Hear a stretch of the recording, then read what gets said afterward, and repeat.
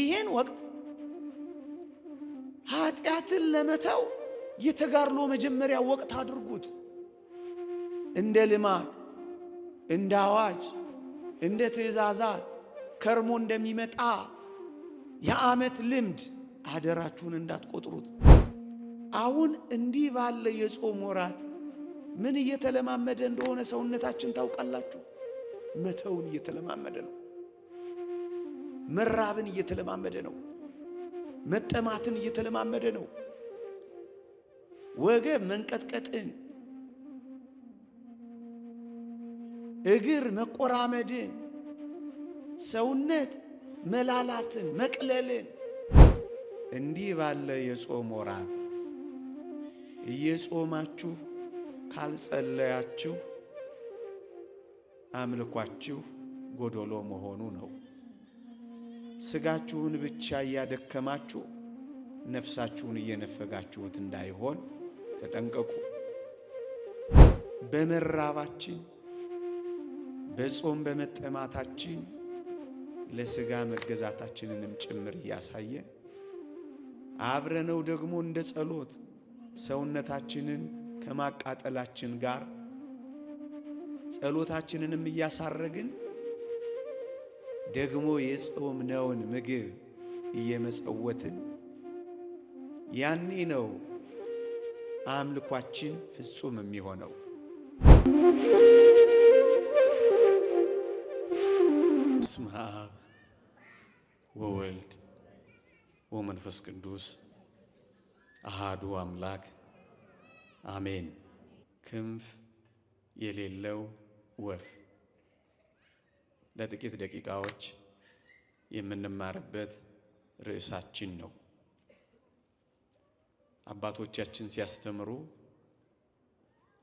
ጸሎት ማድረግ ይላሉ ነፍስን ለእግዚአብሔር ማስገዛት ነው ይላሉ። ነፍስን ለእግዚአብሔር መገበር ነው ይላሉ። ጸሎት ማድረግ መመጽወት ወይንም ደግሞ ገንዘብን ለሌሎች ማካፈል እሱ ደግሞ ምጽዋት ማለት ነው። የገንዘብ መገዛት ነው ይላሉ። ወይም ለሕያው እግዚአብሔር ገንዘብን ማስገዛት ገንዘብን መገበር ነው ይላሉ። ጾምሳ ተብለው ሲጠየቁ ደግሞ ጾምማ ስጋን ለሕያው እግዚአብሔር መገበርና ማስገዛት ነው ይላሉ። ለሕያው እግዚአብሔር አምልኮቱን የሚገልጽ አንድ ምእመን ስጋውንም ነፍሱንም ገንዘቡንም ያለውንም ጭምር ሲሰጥ ነው እውነተኛ አምልኮ የሚባለው። እየጾመ ባይጸልይ ስጋውን ብቻ ገበረ ይላሉ። እየጸለየ ባይጾም ነፍሱን እንጂ ስጋውን እምቢ አለ ይላሉ። ሁለቱን እንኳን አድርጎ ምጽዋትን ደግሞ ቢከለክል ስስታም ሆነ ይላሉ ኦርቶዶክሳውያን። ጾማችን እግዚአብሔርን ማምለካችን ነው። ጸሎታችን ለሕያው እግዚአብሔር መገዛታችን ነው። ምጽዋታችንም ቢሆን የሱ መሆኑን ለሱ መገበራችንንና መገዛታችንን ማሳያ ነው። እንዲህ ባለ የጾም ወራት እየጾማችሁ ካልጸለያችሁ አምልኳችሁ ጎዶሎ መሆኑ ነው። ስጋችሁን ብቻ እያደከማችሁ ነፍሳችሁን እየነፈጋችሁት እንዳይሆን ተጠንቀቁ። አምልኳችን ፍጹም እንድትሆን በመራባችን በጾም በመጠማታችን ለስጋ መገዛታችንንም ጭምር እያሳየ አብረነው ደግሞ እንደ ጸሎት ሰውነታችንን ከማቃጠላችን ጋር ጸሎታችንንም እያሳረግን ደግሞ የጾምነውን ምግብ እየመጸወትን ያኔ ነው አምልኳችን ፍጹም የሚሆነው። ኦርቶዶክሳውያን ቅድስት ቤተ ክርስቲያን በቅዱሳት መጻሕፍት ትምህርት ምክንያት ምግብን እንድንተው በጾምም እንድንታጠቅ የምታለማምደን ለምን ይመስላችኋል? ይውላችሁ በቅርብ ያለውን ምግቡን የሚተው ሰው በዓለም ያለውን ብዙ ነገር ለመተው አቅም የሚያገኝ ሰው ነው። እያላችሁ ስትተው አጠገባችሁ ሆኖ ስትንቁ ዓለምን ለመተው መንገድ ስለሚሆን ነው ከምግብ ጋር እኔና እናንተ ጥቂት ጊዜ እንኳን የምናርፈው። ወገኖቼ ያላችሁን ስትተው የሌላችሁን መመኘት ታቆማላችሁ። የራሳችሁን በመጾማችሁ ለሰዎች መስጠት ስትለምዱ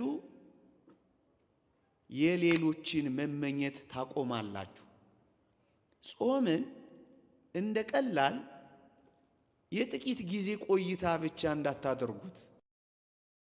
ይልቁንም ምግብን በተዋችሁ ቁጥር መመኘትን፣ ለምግብ መጓጓትን፣ ደግሞም መስገብገብን፣ ደግሞም ለቁሳዊ ነገር መተውን ቀስ በቀስ እየተለማመድን እንድንመጣ ነው የጾም አንዱ ጥቅም። ወገኖቼ ጥልቅ የሆነ መንፈሳዊ ጥቅም እንዳለው ተመልከቱማ ወገኖቼ። እዩ እንደውም አባቶቻችን ምን ይላሉ? የሚጾም ሰው ለሰማዕትነት እንኳን በጣም ቅርብ ነው ይላሉ። ምክንያቱም ምግብን፣ መጠጥን፣ ማማርን፣ መጎናጸፍን፣ ሽቶ መቀባትን፣ መኩነስነስን፣ መኮፈስን፣ ኩራትን ደግሞም እንዳጠቃላይ የአይን አምሮትን የልብ ምኞትን ወደ መተው ስለሚደርስ ለሰማዕትነት ቅርብ ነው የሚሆነው። ሰማዕትነት እኮ ይሄን ዓለም መተው ነው። ያማረውን ነገር መናቅ ነው። የሚፈለገውን ነገር መርገጥ ነው። አዎ የሚጠጡትን ነገር እንኳን መተው እኮ ነው። ሰማዕትነት እኮ ከዚህ ነው የሚጀምረው። አሁን እንዲህ ባለ የጾም ወራት ምን እየተለማመደ እንደሆነ ሰውነታችን ታውቃላችሁ? መተውን እየተለማመደ ነው። መራብን እየተለማመደ ነው። መጠማትን እየተለማመደ ነው። ወገብ መንቀጥቀጥን፣ እግር መቆራመድን፣ ሰውነት መላላትን፣ መቅለልን፣ የመንፈስ ልዕልናን እያገኘን ነው ምን ሄደው። ይሄ ወደ ምንድን ነው የሚያቀርበን? ጽኑ ወደ ሆነች የሰማዕትነት ሕይወት ነው የሚያስጠጋን ወገኖቼ። ዝም ብሎ ሰማዕትነት አይገኝም። ትንሹን ነገር እንኳን በመናቅ በቀላሉ ነገር ላይ ኃይል በማግኘት ነው የሰማዕትነት ትምህርት ቤት ናት ያሉት። ለካ ለዚህ ነው አባቶቻችን። ምን እየተለማመዳችሁ እንደሆነ ታውቃላችሁ? እምቢ ማለትን፣ ይህን ዓለም መናቅን፣ የላመ መተውን፣ የጣመን መናቅን ስትለማመዱ ቀስ እያላችሁ ትልልቅ ነገሮችንም ወደ መተው ትመጣላችሁ። አንድ ብፁዕ አባትን አንድ ጥያቄ ጠየቅናቸው። መጥምቀ መለኮት ቅዱስ ዮሐንስና ነቢዩ ኤልያስ ነገስታትን ሳይፈሩ አክዓብን ኤልያስ፣ ሄሮድስን ዮሐንስ እንዴት ደፍረው መገሰጽ ቻሉ ብለን ጠየቅናቸው። ምን ብለው እንደመለሱልን ታውቃላችሁ? አይበሉም ነበር አሉ። አያችሁ፣ እማይበላ ሰው ከምግብ በላይ ስለሚሆን የሚፈራው ነገር የለም። ከምግብ በላይ ከሆናችሁ ደፋር ትሆናላችሁ፣ ፈሪነትን ትተዋላችሁ፣ ድንጉጥ አትሆኑ። ለዚህ ነው አንድ መምህርም ፈሪና ሆዳም አይጸድቁም ሲል የሰማሁት። መብላት ስታቆሙ ደፋር ትሆናላችሁ። ለዚህ ዓለም ለመኖር አትመኙ። ጠባ ለሆዴ መሸ ለከርሴ ከማለት ስትወጡ ድፍረትን፣ ኃይልን ታገኛላችሁ። እቺ ወደ ምን ታደርሳችኋለች? ወደ ሰማዕትነት ታደርሳችኋለች። ለዚህ ነው የሰማዕትነት ትምህርት ቤት ናት የሚሉት አባቶቻችን።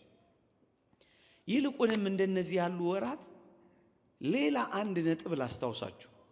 እኛ ላይ መስለን ይችላል እንጂ በጾም ወራት እንዲህ ባሉ ጊዜያት ሁላችን አገልግሎት ላይ ተጠምደናል። በምን አገልግሎት ላይ? በጾምና ጸሎት አገልግሎት ላይ። የግል ጸሎት እንኳን ማድረግ ብትደክሙ የቅዳሴ ጸሎት አለላችሁ፣ የማህበር ምህላ አለላችሁ፣ የጉባኤ እግዚኦታ ይጎርፍላችኋል። ምን ማለት ነው?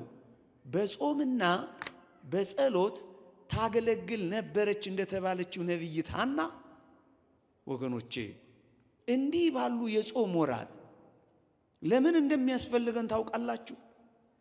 ፍጹም የሆነ የነፍስ የሥጋ የገንዘብ አገልግሎት ላይ ነን ያለ ነው። ምክንያቱም በጾምና በጸሎት ታገለግል ነበር ይላል።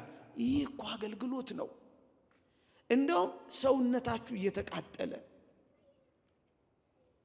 አካላችሁ በረሃብ እየተጨነቀ በጥም እየተቃጠለ የምታደርጉት አገልግሎት ለሕያው እግዚአብሔር መስዋዕት እንደማቅረብ።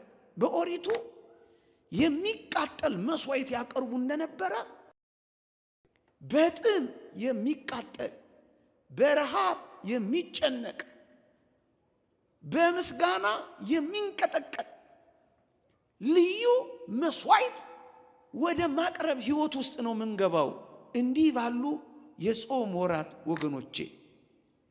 ሌላስ እነዚህ የጾም ወራት ምንድናቸው ካላችሁኝ ተነግሮ የማያልቅ ጥልቅ መንፈሳዊ ሐሳብ አላቸው። እዩ፣ ትጋሃ ሌሊት የምንማረው መንኖ ጥሪት እንደ አባቶቻችን ገንዘብ ለማድረግ የምንጀምረው ይህን ዓለም የተጋድሎ ሕይወት ውስጥ የምንገባው እንዲህ ካለ የጾም ሕይወት ውስጥ ነው የምንጀምረው ወገኖቼ። እንደ ሰማዕታት ሰይፍ እንደ ሰማዕታት መንኮራኩር ውስጥ እንኳን ባንገባ እቶን እሳት ውስጥ እንኳን ባንጣል ጥቂት በጥቂት በመራብ በመጠማት የሚያስፈልገንን ነገር አጠገባችን እያገኘን አይሆንም ብሎ በመጨከን ተጋድሎን እንለማመዳለን ወገኖች። ይሄን ወቅት ኃጢአትን ለመተው የተጋድሎ መጀመሪያ ወቅት አድርጉት። እንደ ልማድ፣ እንደ አዋጅ፣ እንደ ትእዛዛት ከርሞ እንደሚመጣ የዓመት ልምድ አደራችሁን እንዳትቆጥሩት። እና ምን እናደርገው ካላችሁኝ ጥልቅ ወደ ሆነ ወደ ተጋድሎና ሊያድግ ወደሚችል ዓለምን ወደሚተው ቅድስናን ወደሚጎናጸፍ በሌሊት መትጋትን ሌሎች ያሉንን ነገሮች መተውን እነዚህን የምንለማመድበት የተጋድሎ ሰሙናት እናድርገው። እዩ፣ ትላንት የነበራችሁ አንድ የጸሎት ጊዜ ከሆነ ይህንን ጊዜ አንድ ከቻላችሁ ሁለት ከቻላችሁ ሶስት ወይም አላርማችሁን ሞልታችሁ ጌታ ሆይ በመንግስትህ በመጣህ ጊዜ አስበኝ። ጌታዬ ኢየሱስ ክርስቶስ ሆይ ማረኝ እያላችሁ እንኳን 7ቱን የጸሎት ጊዜያት ሕይወታችሁ ለማድረግ በገር የምትለማመዱበት ጊዜ አድርጉት።